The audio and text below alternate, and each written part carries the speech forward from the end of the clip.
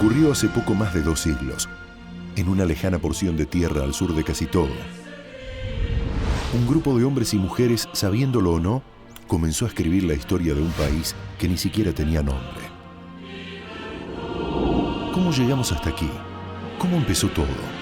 Fue tal vez con aquellas banderas extrañas divisadas en la madrugada de Quilmes, con la resistencia y el nacimiento de una sensación de patria en los pechos de los habitantes de una colonia. Fue en las encendidas jornadas de mayo, entre el grito y el fervor de aquellos que se atrevieron a pensar un lugar justo para vivir, o en las profundidades donde intentaron apagar tanta audacia. Esta es la historia de nuestros héroes, la de nuestros muertos, la de nuestros crímenes. ¿De dónde venimos? ¿De la huella dejada sobre el hielo de la cordillera por el soldado anónimo o su indómito jefe?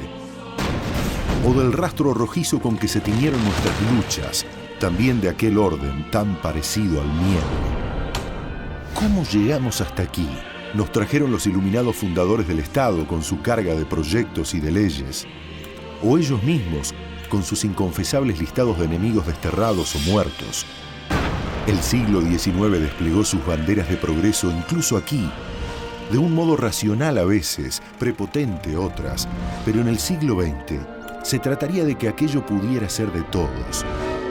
El Estado, una democracia. La economía, un modo de alimentar a cada argentino. Esta historia tendrá protagonistas más complejos e imprevisibles. Las masas, los grupos sociales, los votantes, los partidos políticos. Por primera vez, la historia empieza a ser un relato plural. Una historia por eso más nuestra, por eso más contradictoria. Después de las libertades, reales o ilusorias, ha llegado el tiempo de los derechos, o más bien, de la incesante lucha por conseguirlos.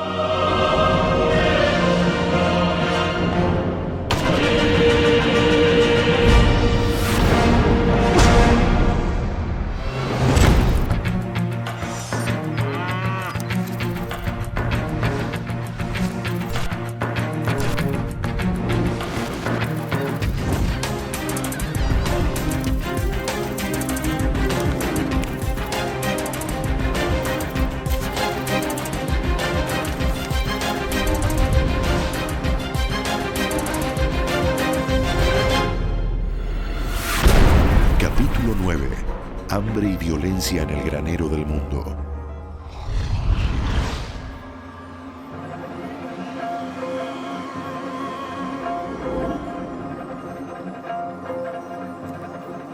¿Dónde se habrá metido? La última vez que lo vi fue en 1896. Pero quedamos en encontrarnos acá. ¿Sería acá? ¿Por qué le habré dicho que sí a Mario? ¿Quién me manda a mí a deambular por la pampa? Juan, ¿qué hace Juan acá?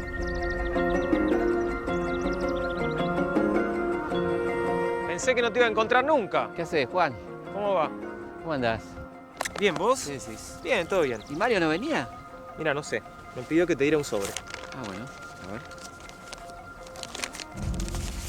Llévalo al zoológico. No entiendo nada. ¿Qué tipo? ¿Qué hago yo ahora acá, perdido en el medio de la pampa con un historiador? Y no sé, ya que viniste... A mí este lugar me hace pensar en cuando la Argentina era el granero del mundo. ¿Sabes que nunca entendí muy bien qué quería decir eso? Sí, sobre todo porque eso sería bueno, ¿no? ¿Quién puede querer vivir en un granero? Sí, un granero es un depósito, un lugar inanimado, que no genera mucho valor agregado y muy pocos puestos de trabajo. ¿Y de dónde viene eso del granero del mundo? De cuando el mercado mundial nos condenó a ser proveedores de materias primas y compradores de manufacturas, ¿no? Una condena aceptada de buen grado por los dueños del país. Exportábamos todo. Todo, empleos, puestos de trabajo. El tema es por qué se insiste a cada rato en la necesidad de volver a aquella época, ¿no? Sí, también el tema es por qué creemos que lo que es muy bueno para muy pocos es bueno para todos. Qué buena pregunta, Felipe. En el granero del mundo no existen grandes inversores, así que el Estado financia a privados para desarrollar las obras públicas, como la construcción del ferrocarril. Por eso, hacia 1884, casi la mitad de los ingresos de la Argentina estarán destinados al pago de deudas contraídas con bancos extranjeros. El 75% de la red ferroviaria estará en manos británicas. En poco tiempo, un abanico de vías cubriría la pampa húmeda llevando los productos agropecuarios a su único destino, el puerto. Finalmente le hiciste caso, me trajiste al zoológico. Parecía un buen lugar para ponernos en tema. Estamos en 1898. ¿Quién gobierna? Roca. En menos de 12 años tuvimos 4 presidentes. Juárez Celman, Pellegrini, Luisa Espeña y José Evaristo Uriburu. Una crisis política tremenda. Sí, la verdad que el país se sacudió bastante. Pero con la vuelta de Roca al poder en 1898, todo volvió a la calma, ¿no? El zoológico de Buenos Aires estaba terminando para esa época, la segunda presidencia de Roca. Sí, Roca hizo bastante obra pública y casi termina este zoológico. Es además Roca el primer presidente reelecto de la Argentina. Sí, hay que aclarar una cosa, ¿no? Los votantes entonces tenían menos libertad que estos animales. Y vivían mucho peor en muchos casos. Sí, sí, en aquella Argentina rica había mucha gente que la pasaba muy mal. Un país rico, lleno de pobres. Me suena eso. ¿Y sí? Mira, Felipe. Mira. HH008. ¿Qué querrá decir? Que Mario finalmente enloqueció. Probablemente, ¿no? Pero me estabas diciendo que Roca vuelve al poder, que lo reeligen sus amigos. ¿Pero por qué lo reeligen? Fundamentalmente porque era un general victorioso. Siempre estuvo del lado de los vencedores en cualquier acción que estuvo. Y la Argentina estaba al borde de una guerra con Chile. Argentina y Chile tienen una frontera de más de 5.000 kilómetros de largo. Es la segunda más extensa del mundo. Por eso no es raro que haya habido problemitas. Un acuerdo firmado en 1881 establece la cordillera de los Andes como frontera entre los dos países, pero el escaso conocimiento de las zonas repartidas y la imprecisión de los mapas hacen difícil establecer los límites reales. Desde 1895 el conflicto recrudece y los dos países inician una carrera armamentista. El presupuesto militar argentino se multiplicó varias veces, llegando a ser el 22% del presupuesto nacional. Es en medio de esta escalada que en 1898 Julio Roca es designado otra vez presidente. Pocos meses después, mantendrá con su par chileno Errázuriz la primera reunión entre presidentes de ambos países. Fue en un barco anclado frente a Puerto Arenas, pero el conflicto no tardó en agravarse. En la Nochebuena de 1901, estuvimos al borde de la guerra. En 1902 se firmaron los Pactos de Mayo. Consistían en relegar todos los litigios pendientes al arbitraje de la corona británica. El fallo de Eduardo VII llegó poco tiempo después. De los 90.000 kilómetros cuadrados en disputa, Chile se quedaría con el 54%. Ya tendría tiempo de agradecerlo. En medio del descontento de los que no pertenecían a la élite, o sea, la mayoría de la población, Roca sufrió un atentado. Entrando a inaugurar las sesiones del Congreso, se elevó un piedrazo. Por lo que veo, parece que guardaron la piedra y el pañuelo con el que se limpió. De hecho, inauguró las sesiones con el pañuelo en la cabeza. Pero eso fue durante el primer mandato de Roca, ¿no? Claro, fue como un aviso de lo que iba a venir, ¿no? La cosa se estaba pudriendo. Sí, estaban sonando todas las sirenas, pero parece que nadie las quería escuchar.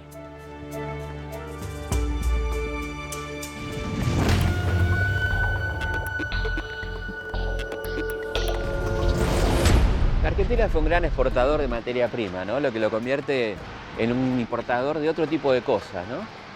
¿Te imaginas qué? Y sí, Felipe, deuda. Argentina exporta puestos de trabajo e importa deuda. Y eso parece que fue siempre así, ¿no? Sí, sí, es un excelente análisis del modelo que nos quisieron imponer desde siempre, desde el principio de los tiempos. Pero yo me refería a otra cosa. ¿A qué? Bueno, después de las guerras de independencia, las guerras civiles, la guerra con el Brasil, la guerra con el Paraguay, la matanza de gauchos e indios, la Argentina tiene que empezar a importar otro tipo de materia prima. ¿Qué tipo de materia prima? Gente. Argentina había quedado despoblada y necesitaba mano de obra, ¿no? Y van a empezar a venir de todos lados. Escapaban de la crisis agraria, la falta de trabajo y las persecuciones políticas y religiosas. Desde sus pueblos debían viajar cargando valijas, sacos e hijos hasta los puertos de Cádiz, Vigo, Génova, Nápoles, Trieste, Hamburgo o Burdeos. Muchos de nuestros abuelos y bisabuelos llegaron durante esos años. Y muchos les sabía muy bien a dónde venían, ¿no? ¿Y por qué venían acá, Felipe? Bueno, porque el gobierno argentino les había prometido tierra, trabajo, felicidad. Pero nadie les aclaró que es suicida creer en la promesa de un gobierno argentino. Y bueno, pasa que a veces una promesa es mejor que nada, ¿no? Sí, eso es verdad. Ahora, empezaron a llegar durante el gobierno de Avellaneda, ¿no? Claro, hasta 1880 llegaron unas 100.000 personas en busca de trabajo, de tierra, pero a partir de la campaña del desierto y como consecuencia de esa, la tierra estaba repartida y la mayoría tuvo que quedarse en las ciudades a trabajar de lo que podía, ¿no? ¿Fueron muchos? 3 millones de personas. La emigración masiva fue un negocio muy lucrativo para las compañías de navegación. Las empresas aumentaron sus ganancias, reduciendo la tripulación, sirviendo comida de escasa calidad, ofreciendo espacios reducidos y precarias condiciones de higiene. Gentío, malos olores, exceso de frío, calor, enfermedades. Eran 30 días viviendo una pesadilla. En algún momento de su viaje, los pobres de Europa podían cruzarse con los ricos argentinos, que viajaban con su vaca a bordo para tomar leche fresca, o tiraban su vajilla de oro al mar después de cada comida.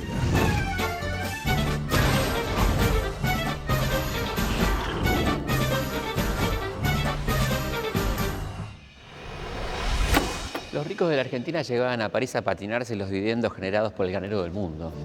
Y mientras los niños bien tiraban manteca al techo, en Argentina los inmigrantes no la pasaban también. Y no, claro, viajaban en condiciones miserables durante semanas y semanas, sin saber muy bien a dónde venían, y cuando llegaban los alojaban acá, en el hotel de inmigrantes. En este hotel de inmigrantes donde el Estado les garantizaba 5 días de alojamiento. 5 días, ¿y después? Y después... Y después a tratar de sobrevivir en el granero del mundo. Claro.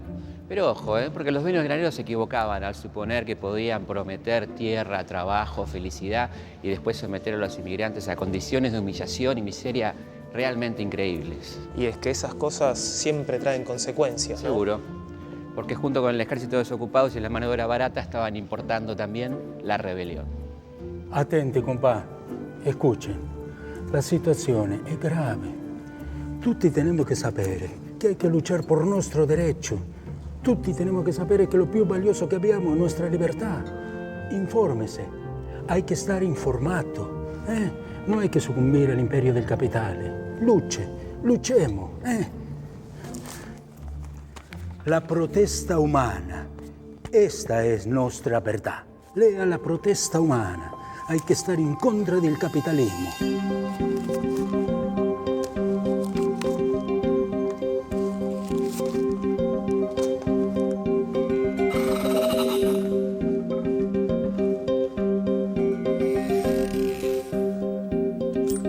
¿Quiere uno? Sí, cómo no.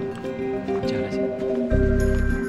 Junto a los campesinos sin tierra y los desocupados urbanos, llegan a Buenos Aires notables dirigentes del anarquismo y del socialismo. Huían de las persecuciones de los gobiernos europeos. Traen su experiencia sindical y política que compartirán con los integrantes del incipiente movimiento obrero argentino. La corriente anarquista se expresaba a través del periódico La Protesta Humana.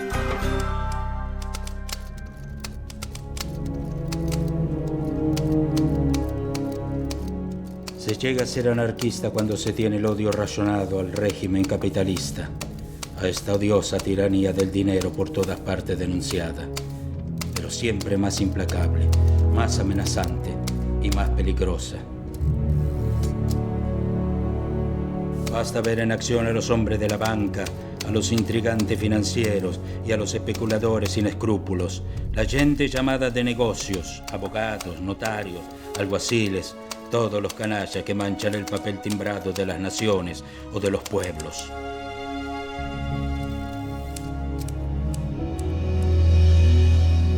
Un gobierno conservador que decide incentivar la llegada de barcos repletos de anarquistas y socialistas. Este capítulo no puede terminar bien, Felipe. Y no. Mirá. ¿Qué? Mario. Vamos.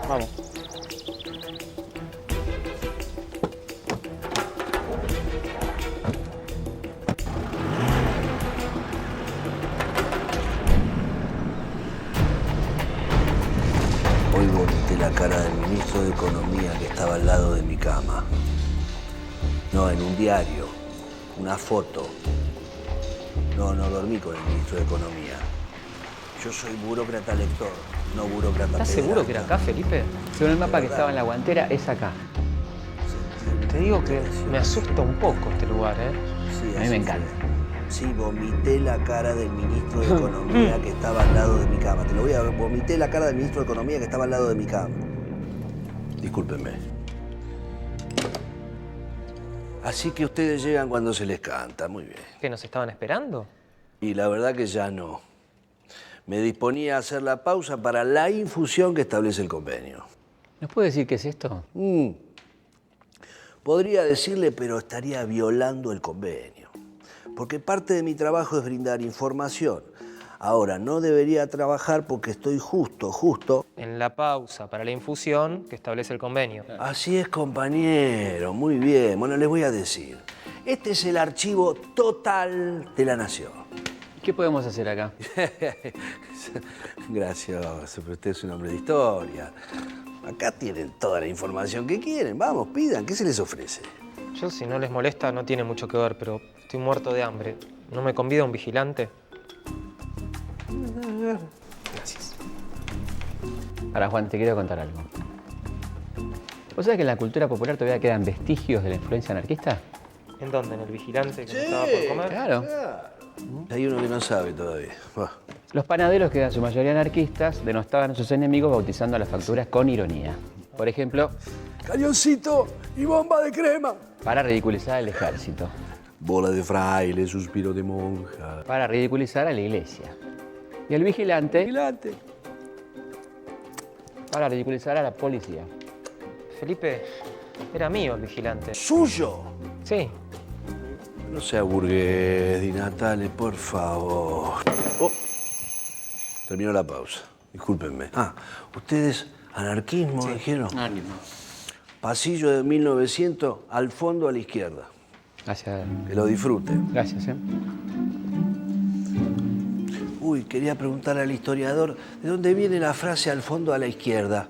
Si es de un arquitecto o si es de algún político que quiso defecar el país o en su defecto algún no sé. El movimiento anarquista convive tradiciones pacíficas con tradiciones violentas.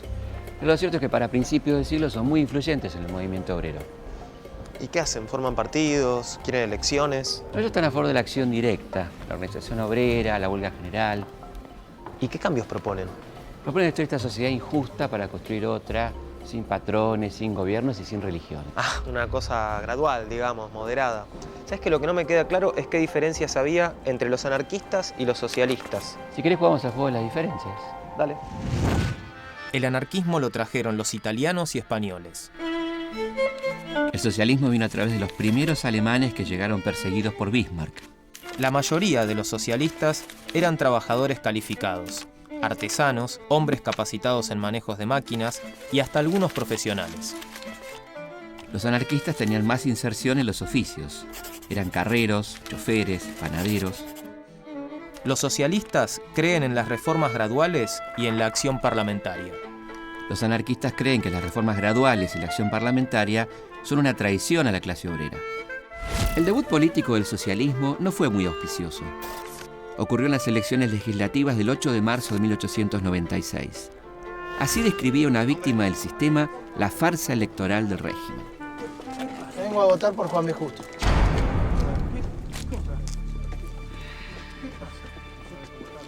¿Usted ya votó?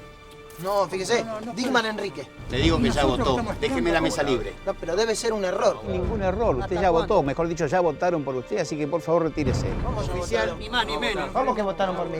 Pero no puede ser, no puede ser. Quisimos protestar, pero la policía nos arrojó brutalmente del atrio. No nos resignamos. ¡Viva el socialismo! ¡Repartámosla! Y en medio del malevaje que nos miraba huraño y de soslayo, ofrecimos panfletos socialistas a todo el mundo. ¡Viva el Partido Socialista! ¡No me toque! ¡Viva el Partido Socialista! Algunos ciudadanos heroicos consiguieron filtrarse a través de la espesa malla del fraude y cantar unos pocos votos socialistas. Pero estos fueron anulados en el escrutinio por orden del presidente del atrio. ¡Viva el socialismo! ¡Viva el socialismo! ¡Viva el socialismo!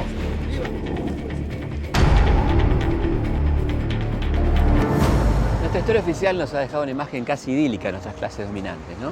Sí, siempre nos dijeron que era gente muy austera, que no ostentaba. Sí, la realidad es un poquito diferente, ¿no?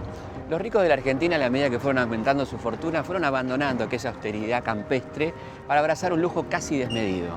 Pero como Felipe, ¿no reinvertían en actividades productivas? ¿No diversificaban sus negocios? No, discúlpame, era un chiste. Mirá si les iba a quedar para reinvertir, ¿no? Sí, en realidad siempre algo quedaba, ¿no? Porque esta gente mandaba mucha plata afuera, a los bancos de Francia, de Suiza, pero de todas maneras Buenos Aires se fue poblando de palacetes como este, el Ortiz Basualdo. Que hoy es la Embajada de Francia. Claro, o como aquel, el Palacio Pereda, que hoy es la Embajada de Brasil. Y no podemos olvidarnos del Palacio Paz. Se inspiró en el Louvre de París y costó 4,5 millones de pesos de 1908. Increíble. ¿Qué hay hoy acá? ¿Una embajada? No, acá funciona el círculo militar. ¿Y cómo consiguieron un edificio tan costoso? Algo habrán hecho, ¿no? Sí. Entonces, para algunos las cosas estaban muy bien. Sí, para algunos estaban muy bien, pero para la mayoría estaban muy mal. Cuando volvieron del Paraguay, las tropas argentinas trajeron, entre otras cosas, la epidemia de fiebre amarilla. El foco infeccioso se concentró acá, en el barrio de Montserrat y San Telmo, donde vivían las familias patricias, ¿no? ¿Y qué hicieron? ¿Se fueron? Sí, abandonaron sus mansiones para trasladarse a Barrio Norte, Recoleta. Y ahí comienza una larga fuga hacia el norte que parece no va a terminar nunca, ¿no? ¿Por qué lo decís? Y estos hasta Miami no paran, Felipe. Sí, tienes razón. Lo cierto es que en esas mansiones donde antes vivía una familia, ahora pasarían a vivir algunas más. 40, 50, 100. Las casas fueron transformadas en verdaderos palomares, con habitaciones sin ventanas, con un solo baño para cientos de personas. Conventillo es un diminutivo de convento. Los comparaban irónicamente con ellos por la cantidad de celdas que tenían. Eran gélidos en invierno y tórridos en verano.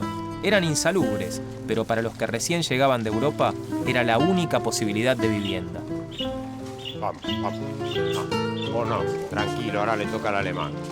Y vos cuidado con la soga. Mira que te la cobro, vamos. Cuando las camas no alcanzaban, algunos hombres optaban por dormir sentados contra la pared, sostenidos por unas cuerdas. A esa incómoda manera de descansar se la llamaba maroma. A pesar de las incomodidades, los precios eran altos para el sueldo de un obrero. No, vamos, arriba. Vamos. Va, que hay que dejarle la cama a este. Acostate, confidencia. 6 horas, 6. Va. ¡Rápido! ¡Agarra las escobas que llegó la policía! Como te imaginarás, los desalojos eran comunes y solían terminar en una batalla campal.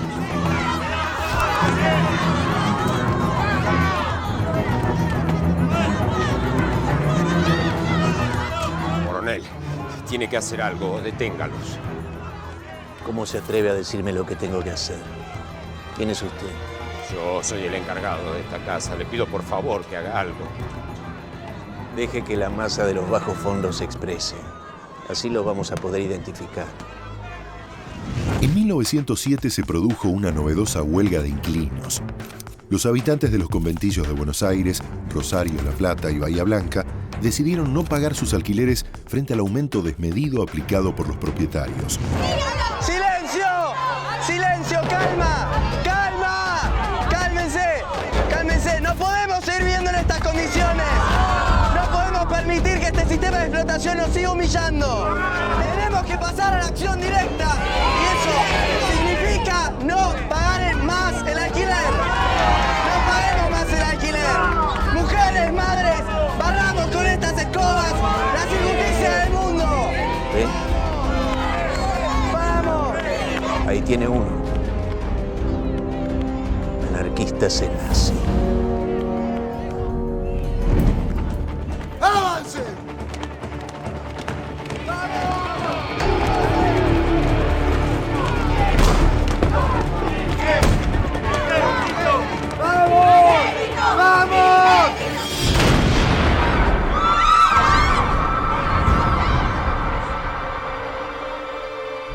Días después, centenares de mujeres salieron a las calles con sus escobas para protestar por la represión en la que Miguelito Pepe fue herido de un balazo. Las mujeres anarquistas se hacían sentir en la calle con conciencia política y de género. Junto con las mujeres socialistas, inaugurarían la presencia femenina en la política. Algo impensado en aquella Argentina conservadora. En aquel Buenos Aires del principio del siglo XX solo había un lugar más frío que el cuarto de un conventillo. No me vas a llevar a un frigorífico. Sí, vamos, ándale, vamos. Vení. En 1910 la Argentina era el principal exportador mundial de carnes, el principal exportador de cereales y el segundo de carne congelada y lana. Pero, porque siempre hay un pero. Sí, claro, por supuesto. Te propongo un juego. Te leo un texto de aquella época, me decís dónde salió publicado. Dale. Mientras los ricos terratenientes y los grandes patronos obtienen beneficios cada vez mayores, se permite que quienes realizan laboriosamente este trabajo real, que rinde estos beneficios, pasen su vida en condiciones que no llegan a los niveles mínimos de existencia. ¿Qué publicó este texto? Es muy fácil, Felipe. Eso tiene que ser una editorial de La Protesta, el diario de los anarquistas. Frío, frío. La Vanguardia, el periódico socialista. Más frío todavía. Estás congelando, Juan. La verdad que sí, literalmente, Felipe. ¿Qué tan lejos estoy? Lejísimo. Este es el informe que presentó el Lloyds Bank a sus accionistas. Pero estos del Lloyds Bank eran una manga de zurdos. Sí, viste, parece. Lo que pasa es que era una época de grandes contradicciones. ¿Vos pensás que mientras entraba todo este dinero a la Argentina, cuando se sancionó la ley de servicio militar obligatorio en 1901, más de la mitad de los jóvenes no dan ni la talla ni el peso? Están desnutridos. Pero que entonces todas estas se iban de viaje. Claro. ¿Y la gente? Palos, Juan. Para la gente va a haber palos. En 1904, el gobierno de Roca le encargó al médico catalán Juan Vialet Massé un informe sobre el estado de la clase obrera en Argentina. El funcionario elaborará un documento que se transformará en la más cruda denuncia de los horrores del sistema de explotación de nuestro país. Escribirá, por ejemplo: aquí, el trabajador es menos importante que la máquina y que la bestia, porque éstas tienen un precio de compra. Si un hombre se pierde, se repone con otro, que no cuesta dinero. Son los tiempos del Tigre Hotel, con sus 3 pisos y sus 120 habitaciones, con sus salones de billar, sus canchas de tenis y sus pistas de patinaje. Y poco tiempo después, su casino, porque en ningún lugar del planeta se jugaba como en la Argentina de 1900. Aunque Vialet Massé escriba que se extrema la explotación del pobre, el martirio de la mujer y la primera fuerza del niño. Los niños acaban en flor después de una niñez mísera, si es que salen vivos del claustro materno. 5.000 argentinos viajaban cada año a París, gastando un promedio de entre 10 y 15 millones de pesos por viaje. Por eso, si alguien tiene mucho dinero, se dice que es rico como un argentino.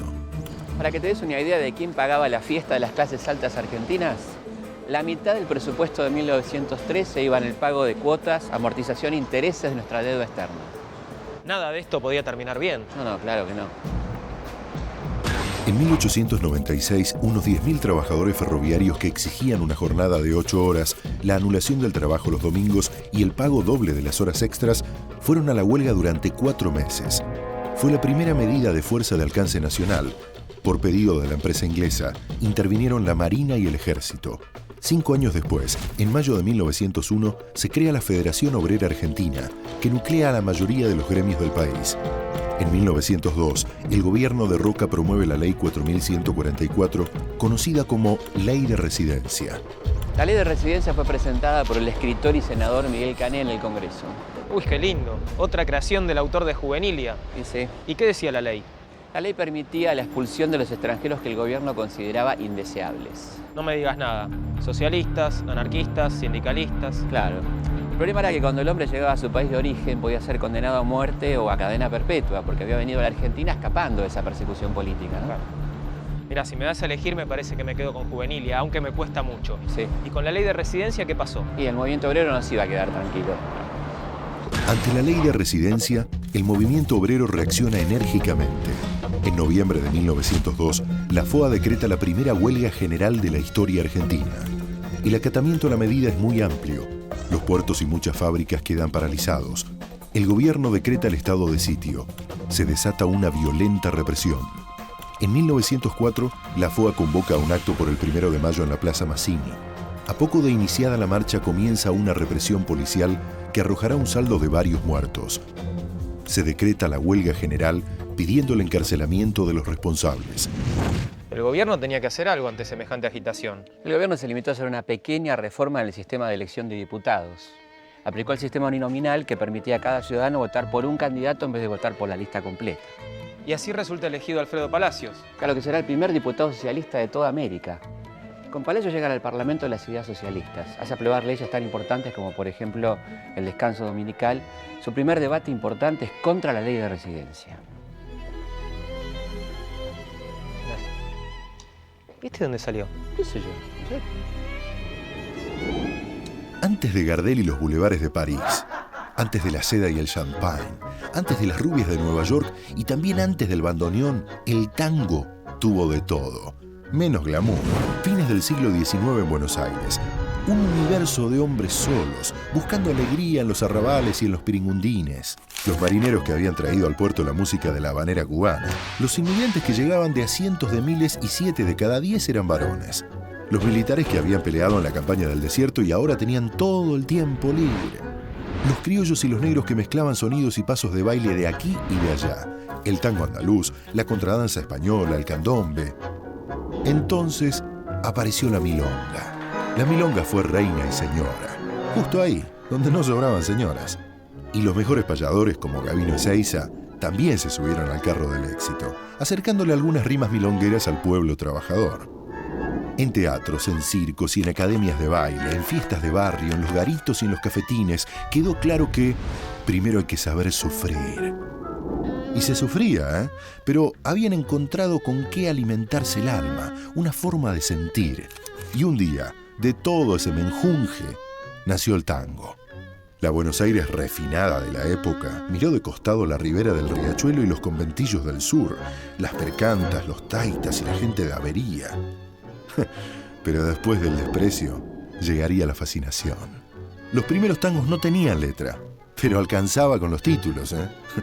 El fierrazo, colgate del aeroplano, 2 veces sin sacarla, qué polvo con tanto viento, embadurname la persiana y la concha de la lora que no pasó la censura. Y la tuvieron que llamar la cara de la luna, porque somos guapos, pero no tanto. Y mientras germinaba el tango, había otro lugar donde se sacaban a bailar siempre los mismos, el gobierno. A partir de 1904, el poder político empieza a dividirse. Roca no logra designar a dedo a su sucesor y una comisión de notables elige la fórmula Manuel Quintana, José Figueroa Alcorta. A poco de asumir, Quintana enfrenta un nuevo alzamiento radical en febrero de 1905. Los rebeldes, encabezados por Hipólito Yrigoyen y apoyados por varios cuerpos de ejército, se hacen fuertes en la capital, Mendoza y Santa Fe. En Córdoba, llegan a tomar como rehén al vicepresidente y a controlar la provincia. Finalmente, la rebelión es derrotada, pero la alarma para los sectores dirigentes queda encendida.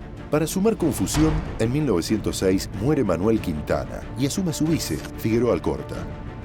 Pero en 1908, las diferencias entre Roca y Alcorta llegan a su punto culminante, cuando el primero bloquea todos los proyectos de ley del Ejecutivo en el Congreso, y Alcorta decide cerrar el Parlamento e intervenir las provincias controladas por Roca. El baile sigue siendo entre pocos, pero se pone algo más movido. ¿Y hubo más revoluciones radicales? No, la de 1905 va a ser la última, pero va a instalar la figura de Hipólito Yrigoyen, ¿no? ¿Que va a ser presidente? Sí, pero para eso falta, eso va a ser en 1916, ya con el voto secreto, universal y obligatorio. Lo que va a estallar ahora es la protesta obrera, el conflicto social. Aumentan las huelgas, la organización obrera y también la represión, encabezada por una figura que se va a hacer tristemente célebre, el coronel Ramón Lorenzo Falcón. En 1909, anarquistas y socialistas deciden conmemorar por separado el 1 de mayo. Los socialistas lo hacen en Constitución y los anarquistas en Plaza Lorea. Desde temprano, comienzan a llegar familias obreras con sus banderas rojas y negras.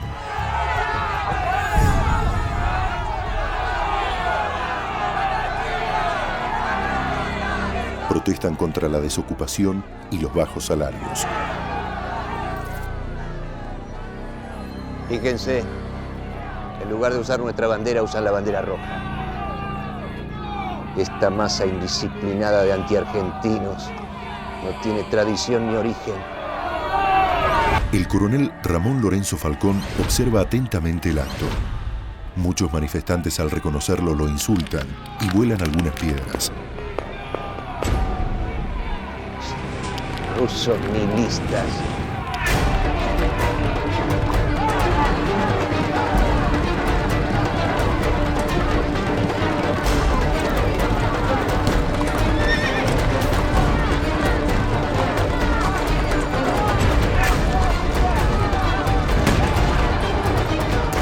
Falcón ordena una dura represión a cargo de la policía montada. El escuadrón de seguridad ataca a la multitud con balas y sables desenvainados, a la usanza de los cosacos del zar.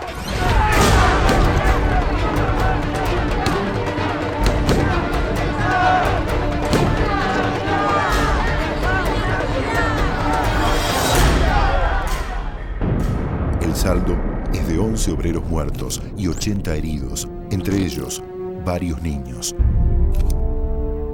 Como consecuencia de los hechos, se declara una huelga general por tiempo indeterminado, hasta tanto no se consiga la libertad de los detenidos y la apertura de los locales obreros. Así, se inició la Semana Roja. 60.000 personas acompañaron los féretros de los obreros asesinados hasta el cementerio de la Chacarita. Ese día, más de 220.000 personas abandonaron su lugar de trabajo en todo el país. Las fábricas cerraron, el puerto y los ferrocarriles quedaron inactivos. Pero una vez más, serán reprimidos por la policía. Y el heroico coronel Falcón será felicitado por el presidente Figueroa Alcorta. Entre los presentes en el acto de Plaza Lorea había un joven anarquista que miraba todo con ojos asombrados. Se llamaba Simón Radovisky. Había nacido en Ucrania en 1891 y llegó a la Argentina en 1908 escapando de la persecución zarista. A poco de llegar se pone en contacto con círculos anarquistas y después de varios meses de trabajo ya estaba todo listo.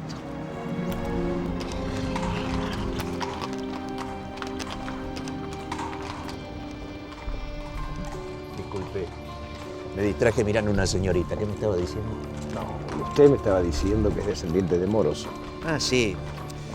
Y mi apellido tiene connotaciones guerreras. Por un lado, Falcón era un cañón usado antiguamente. Y por otro, quiere decir halcón. La mañana del 14 de noviembre de 1909, Simón Radovisky tomó el tranvía 17 que lo dejó en Callao y Quintana.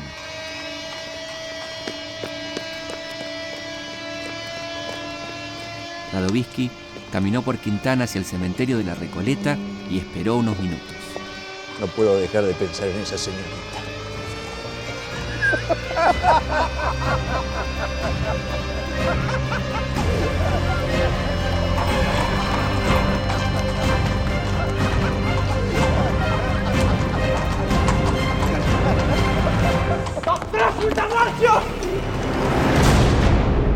El jefe de policía, el coronel Ramón Lorenzo Falcón, y su secretario, Juan Lartigó, morirían horas después en el Hospital Fernández. Todavía aturdido por la explosión, Radovisky corre por Callao hacia el Bajo. Cuando los policías lo alcancen, él intentará suicidarse pegándose un tiro en la cabeza, pero falla en el intento. Será capturado y arrastrado a la comisaría.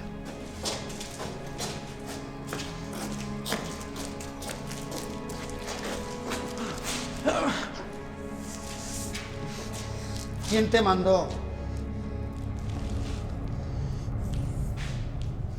¿Quién te mandó?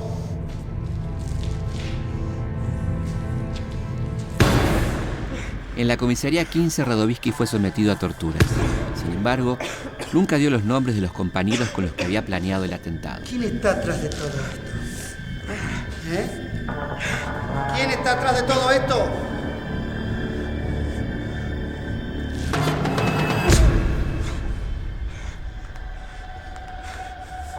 ¿Quién te dio la bomba?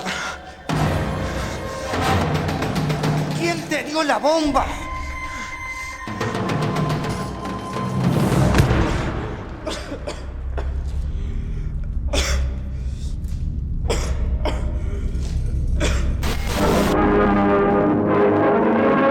Se realizan los actos organizados por la Policía Federal para honrar la memoria del ex jefe de la institución, coronel Ramón Falcón, y su secretario, señor Lartigó.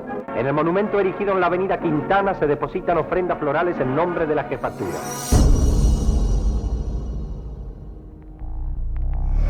El profesor Falcón tiene más homenajes en Buenos Aires que Castelli o Monteagudo, la escuela de cadetes de la policía, ¿no? Incluso la dictadura le puso el nombre de Falcón a esta plaza. Claro, no era raro ver a los vecinos tapar ese nombre y reemplazarlo por el de Simón Radovisky. Después le cambiaron el nombre en serio. En el 2002, la Asamblea de Floresta que se reunía en esta plaza decidió llamarla Ernesto Che Guevara.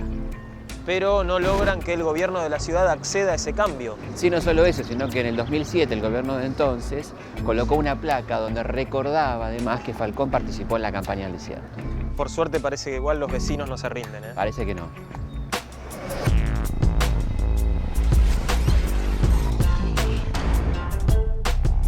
En tiempos en que las clases altas se sentían amenazadas por los trabajadores, este hombre era una especie de héroe. Un héroe de la mano dura. ¿Te suena? Y historia argentina. Sin embargo, el homenaje más grande que se le hizo fue justamente acá, ¿no? En Falcón y La Carra funcionaba el centro de detención El Olimpo, una de las sedes del horror de la última dictadura militar. Sí, claro.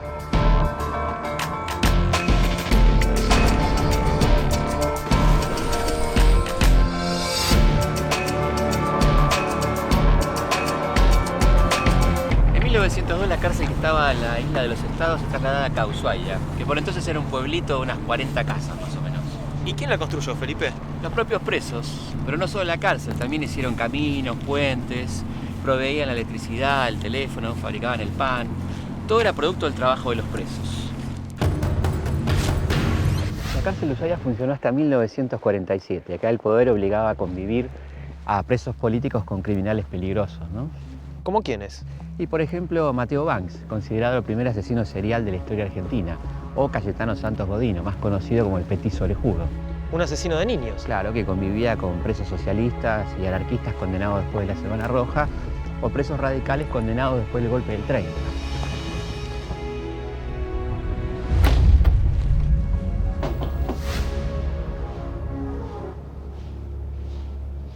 Acá vino a parar Radowitzki y tuvo suerte de que no lo condenaran a muerte. Claro, o sea, fue porque tenía un tío rabino que pudo presentar una documentación que demostraba que era menor de edad.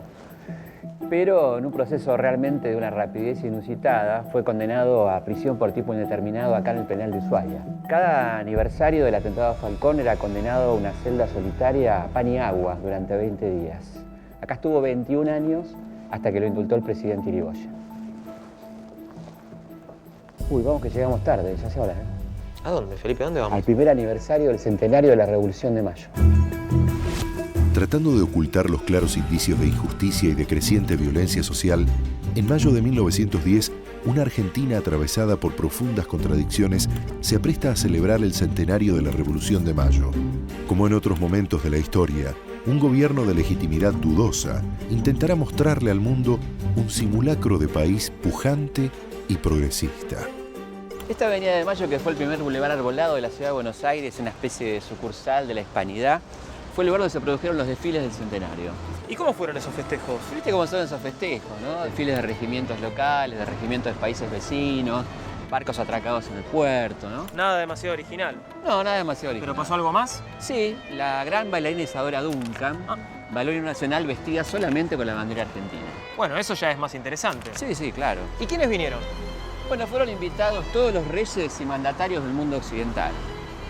Vinieron todos, me imagino. No. Solamente vino la infanta Isabel de Borbón, una aristócrata de segunda clase, ¿no? ¿Nadie más? Bueno, algunos ministros, periodistas, escritores, entre ellos Georges Clemenceau, que dijo, esta gente está montando una gran escenografía para vaya a saber qué tragedia o qué comedia. La tenía clara. La tenía bastante clara, sí. A este Teatro Avenida, que se inauguró en 1908, vino la infanta Isabel cuando estuvo de visita. Vino a ver una zarzuela, La Verbena de la Paloma, con un elenco local realmente notable, ¿no? Los hermanos Podestá, Florencio Parravicini. ¿Querés que entremos? Mira, te digo la verdad, hasta la zarzuela me divierte más que un desfile militar, así que vamos.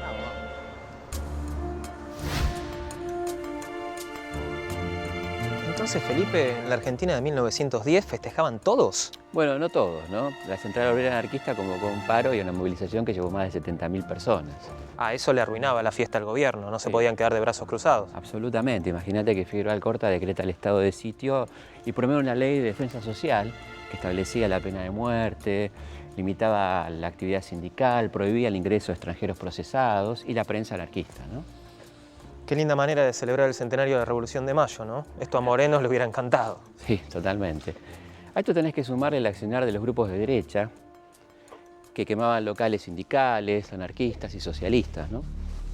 ¿La mazorca, Felipe? Bueno, por lo menos los mismos apellidos, ¿no? Fíjate que estos muchachos llegaron a quemar la carpa del payaso Frank Brown. ¿Por qué? ¿Era anarquista? No, había cometido la locura de dejar entrar gratis a los pibes pobres. Ah, totalmente inaceptable. Completamente inaceptable. Prepárate, vamos a ver el final.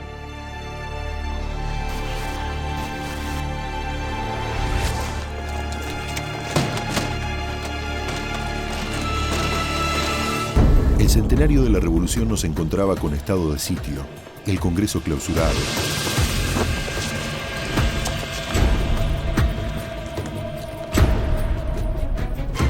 La prensa obrera acallada. Miles de trabajadores detenidos o deportados.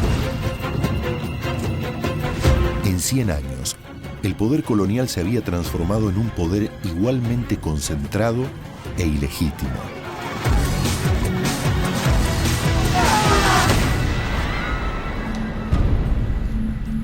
Pero mientras las clases altas bailan en la cubierta, por abajo, el barco empieza a crujir. La única carne de cañón en esta guerra fuimos los pobres. ¡Viva el sindicato, carajo! Crece la certeza de que a los dueños del poder ya no les sería tan fácil manejar el país como si fuera una estancia. Son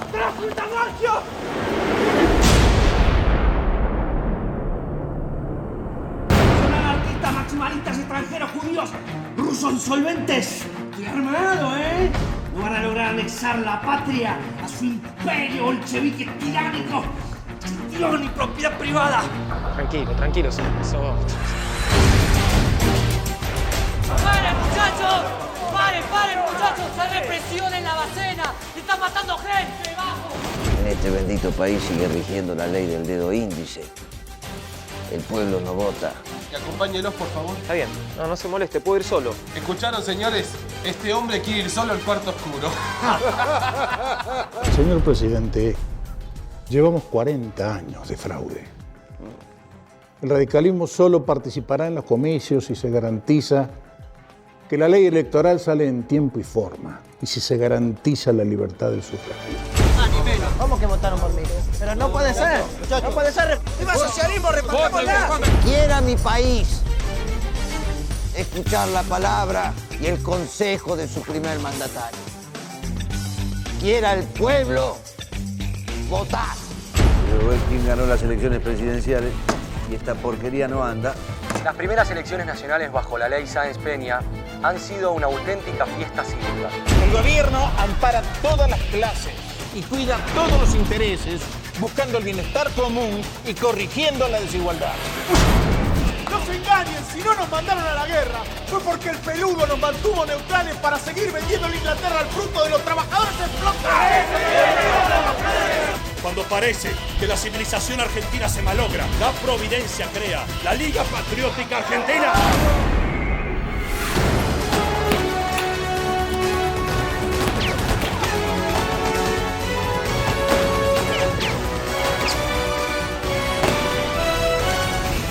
¡Basta, decimos, a la insolencia! ¡Muera la anarquía! ¡Fuera los extranjeros! ¡Viva la patria! ¡Viva la patria! ¡Viva la patria!